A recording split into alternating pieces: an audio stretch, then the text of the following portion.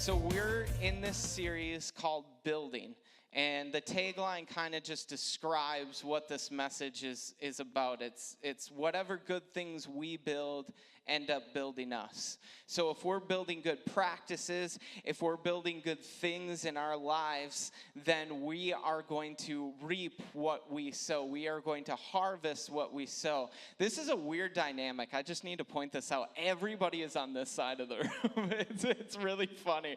I come over here and it's just like two people and then the front row. Anyways, but I wanted to start out today by telling you guys a story. If you turn your attention back here, you see this wall right here?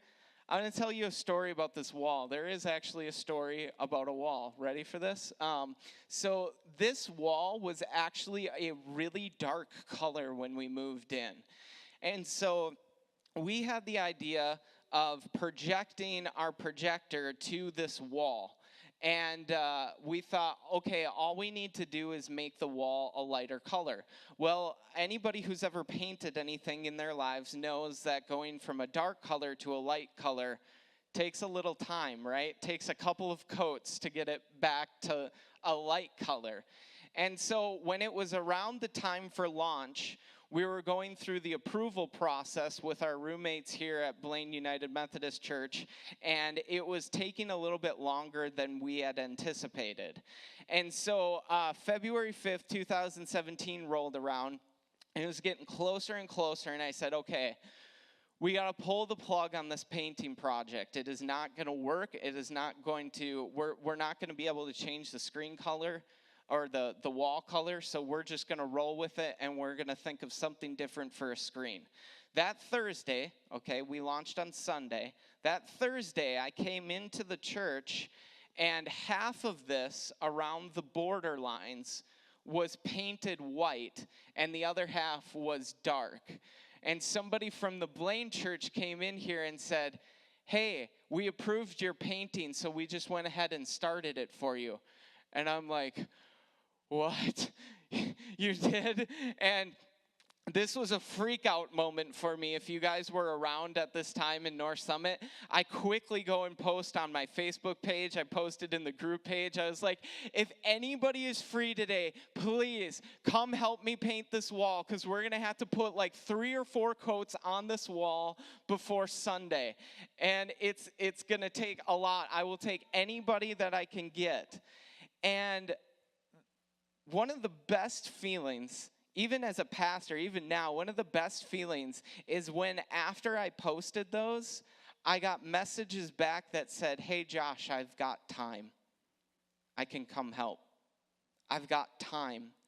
And I was thinking of that story because I was really thinking of that phrase this week. That phrase, I've got time.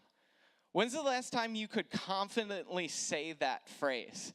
It's kind of became an uncommon phrase. So that's actually what I titled today's message is I've got time. Because if I asked you right now, what is something you feel like you spend too much time doing, you'd probably have an answer, right? You'd probably be like, you know what? I probably spend too much time on my phone. I probably spend too much time at work.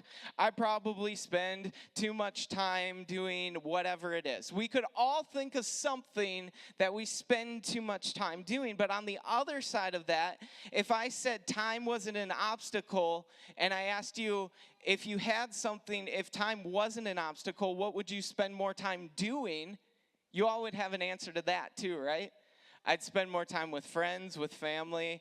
I'd spend more time reading, journaling. That's mine. I'd spend more time playing video games. I'd spend more time relaxing, right? It's whatever. If we had more time, we could think of different things that we would be able to do. And the truth is that we can't buy time. We can buy almost everything in life, but we can't buy time.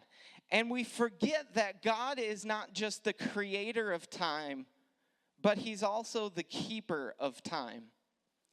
And what we do then is we become part-time Christians, and we cannot be part-time Christians to a full-time God. Let that sink in for a second. We cannot be part-time Christians to a full-time God. And a lot of us do this. A lot of us come to church part-time. Or a lot of us say, we're going to come to church, but throughout the week, I'm not going to read the word or engage in worship because, I got my fill at church. But we can't be part-time Christians to a God that is there for us full-time. We have to be able to create time in our lives. We need to be able to say, I've got time, because when we say I've got time, we're allowing God to have space to move in our lives, space to change us, space to lead us to ministry with people. James says it like this. He says, now listen. North Summit, are you listening? This isn't me talking. This is James talking. He says, now listen. That usually means he's got something important to say. He says, you who say today or tomorrow we will go to this city, spend a year there and carry on in business and make money. Really quick, isn't it funny that we spend our time where we make the most money? And James points that out right away. And then he says, why? He asks the question, why? He says, you do not know what will happen tomorrow. What is your life? What is life? You are a mist that appears for a little while, then vanishes. I talked to somebody this week, a mom who lost her daughter, and she now says that time is something that is so precious to her now that she has lost somebody very near and dear to her. Do you know how precious time is to you? Do you know that your life is so short? And that's what James is reminding us of. And he says, instead, you ought to say, if the Lord wills, we will live here or do that. As it is, you boast in your arrogant schemes. All boasting is evil. What James is saying here is, instead of doing God's will, you're doing your own will. You're doing your own schedule. You ever meet the guy who needs to tell you everything that he did that day? To feel that yeah, I did this, I went to work, we compare schedules, but James says that is evil. That's an arrogant scheme. So he goes on to say, if anyone then, this is such a convicting verse, if anyone then knows what good they ought to do but doesn't do it, it is sin for them. Let that just sit there for a second. That is an uncomfortable verse. And I'm going to summarize that verse by saying this. The only instance you're wasting time is when your time is not spent on His will. And I don't want to see us wasting our time anymore. I want to see us in a state of being able to say, I've got time. So that way we allow time for God to move. We allow time for God to use our hands. We allow time for that. But instead of saying, I've got time, what do we do? We find ourselves saying these phrases. Tell me if you've ever said these phrases. I would, but I don't have the time.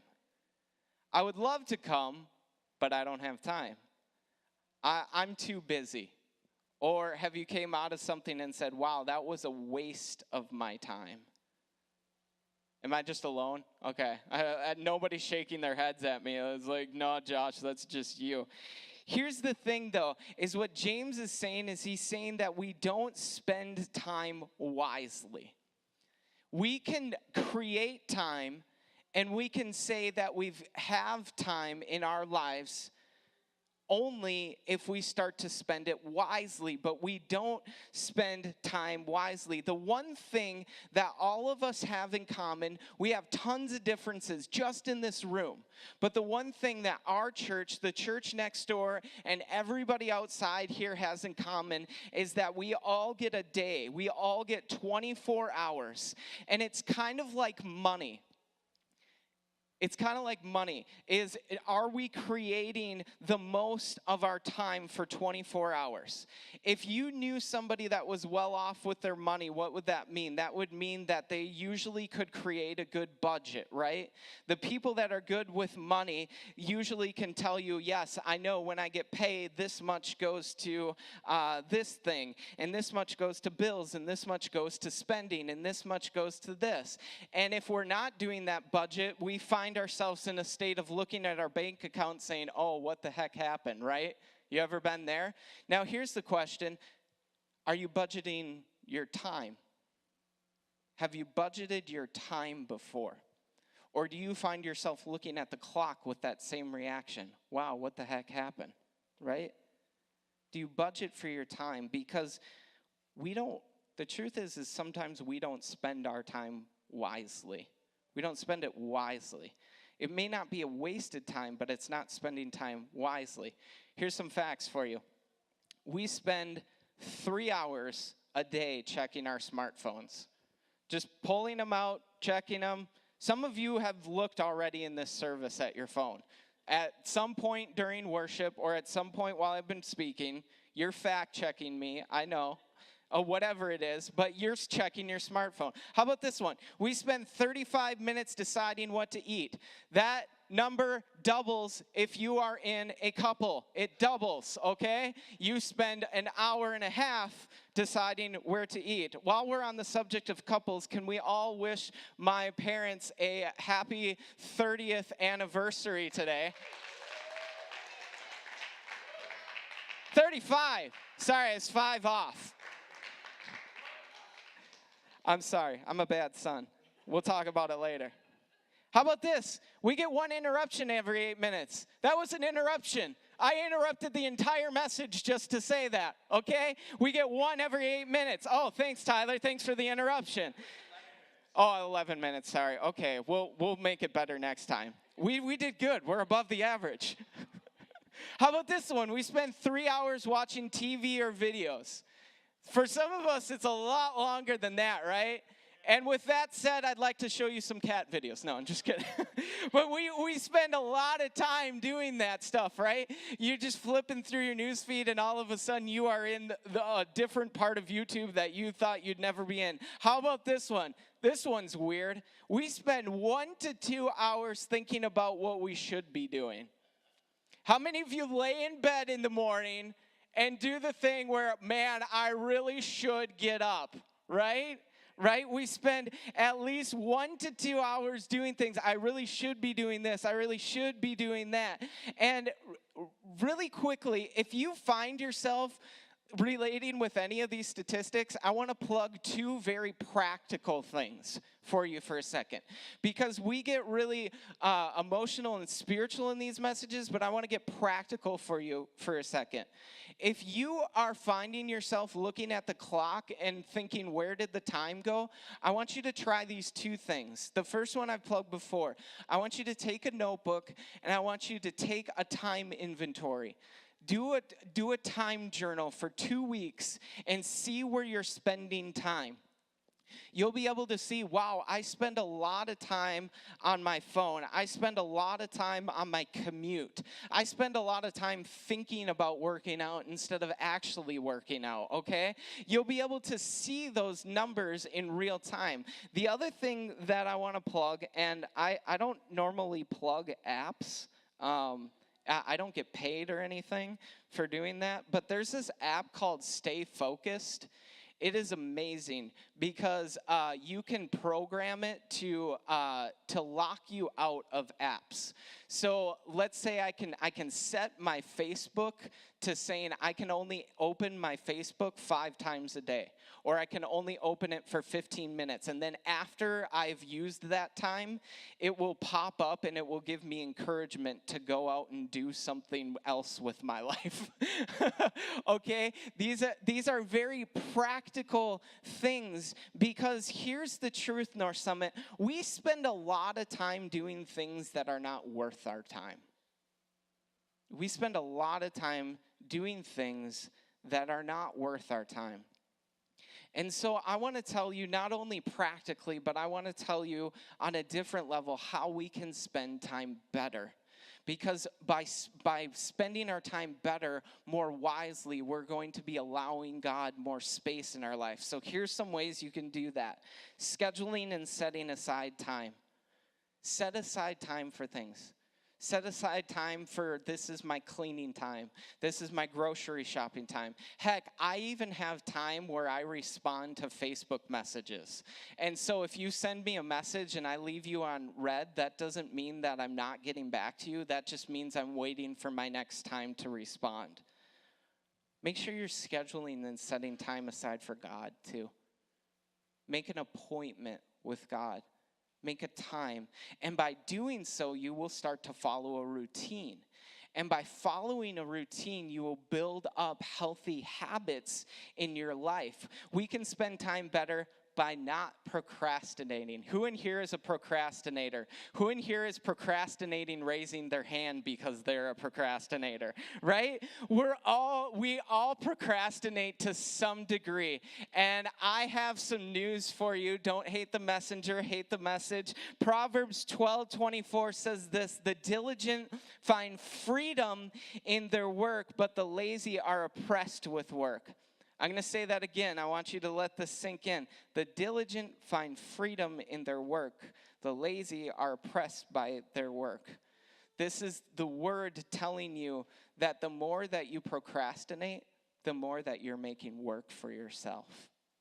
You're making more work for yourself if you're not diligent in making a schedule, in setting time aside, instead of following a routine, in making a budget for your time. How about this one? Put up boundaries to interruptions. If we get interrupted once every 8 minutes, sorry, I was interrupted by my son crying.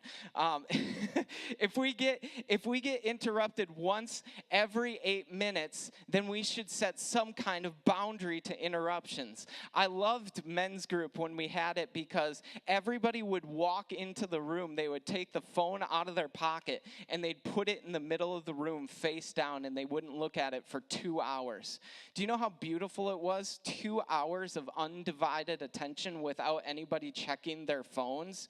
It was beautiful. That was a boundary that we put up to interruptions. Are you putting boundaries for interruptions in your life? How about this one?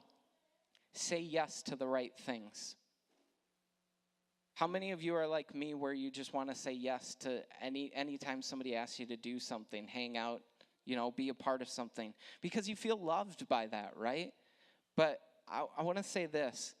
Next time you're saying yes to things, think of this. By saying yes to them, what am I saying no to? What am I saying no to? Sometimes, I'll be real with you, sometimes a lot as a pastor is people want to invite me to things, people want to do things with me, and they need to talk to me right now, and I get in high demand seasons sometimes, and I want to say yes to all of it, but sometimes, guys, I'm going to be real with you, I got to say no to you, because by saying yes to you all the time, I may be saying no to my family all the time. And that's not healthy for me. And so you need to ask yourself the question, by saying yes to this, what am I then saying no to? And so, North Summit, the question that I want you to be thinking about as we're looking at this message is, am I making the best use of my time? Because Ephesians 5:15 says, look carefully then how you walk, not as unwise, but as wise, making the best use. Everybody say best use.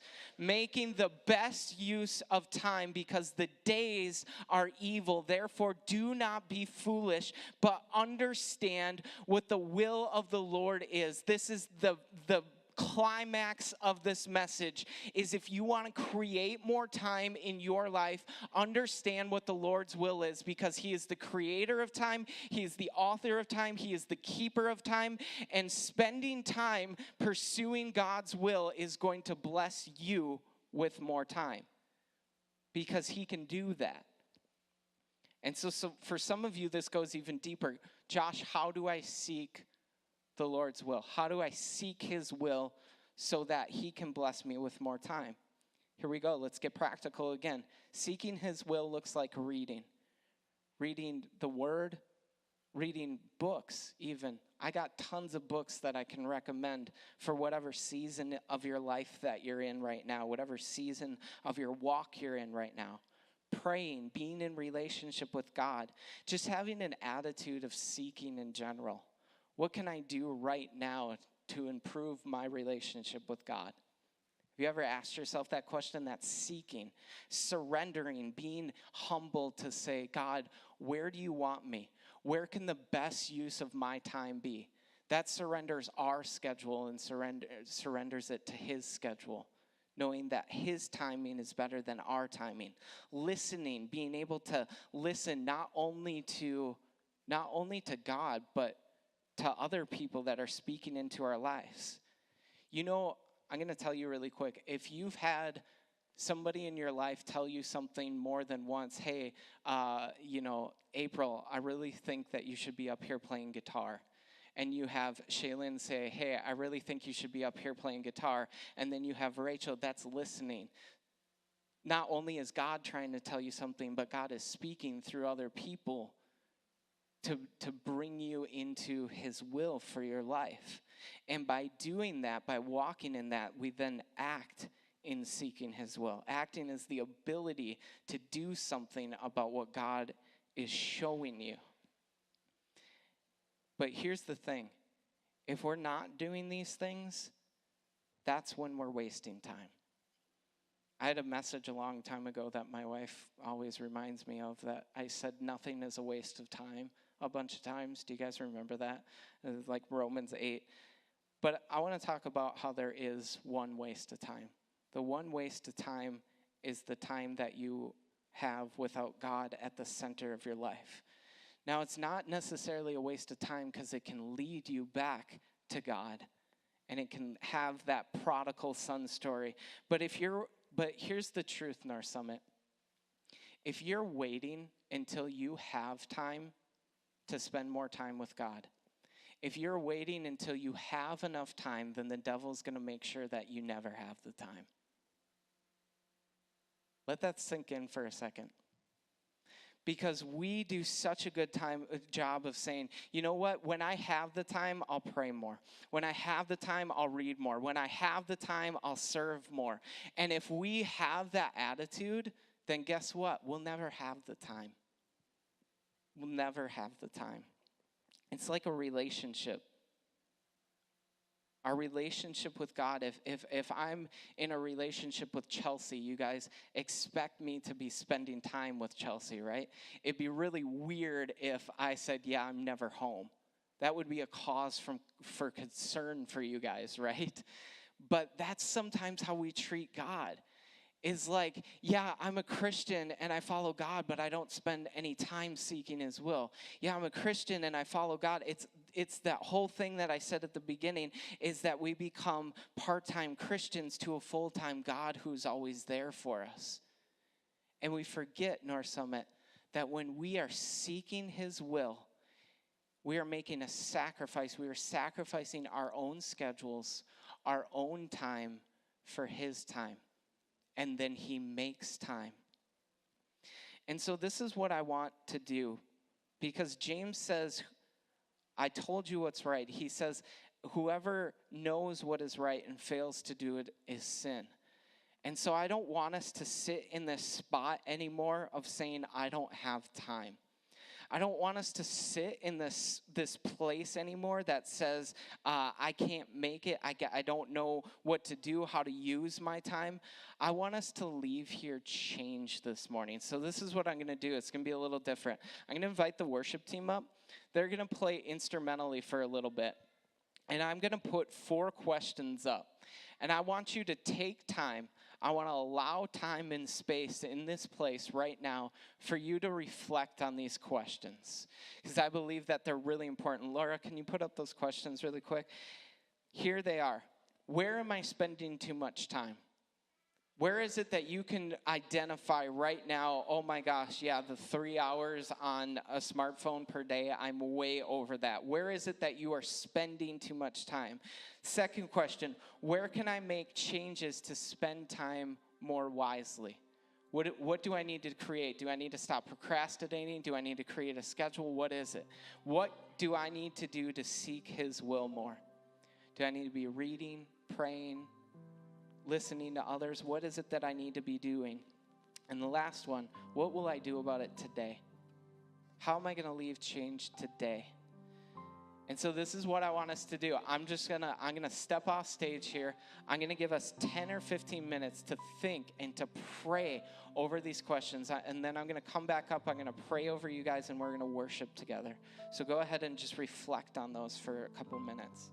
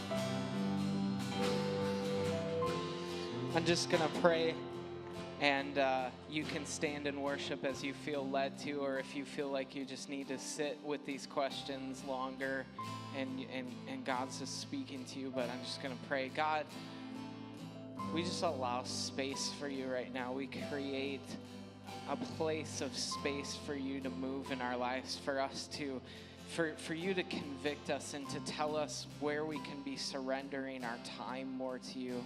Because God, you are the author of time, you are the creator of time, and your timing is perfect. And God, we don't want to have our own schedules. We don't want to budget our time unwisely, but wisely, God. So help us today, change us today, move us today, and speak to us today. We create time to just come to you in this place. In your name, amen.